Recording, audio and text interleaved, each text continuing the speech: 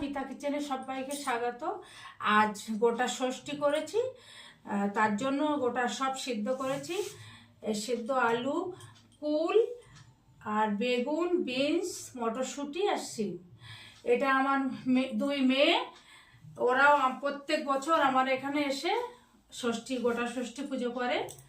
আর আজ আমরা কলা পাতায় এই প্রসাদটা খাবো সবাই মিলে। আর এখানে আছে দই আছে, মিষ্টি আছে। শোন, হ্যাঁ, এখানে দই আছে, মিষ্টি আছে, চাটনি আছে।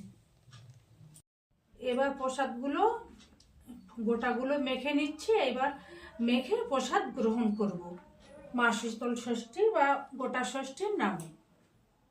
মাখা হয়ে গেছে, এবার আমরা প্রসাদ গ্রহণ করব। জয় গোটা ষষ্ঠী মায়ের জয়, জয় গোটা ষষ্ঠী মায়ের জয়।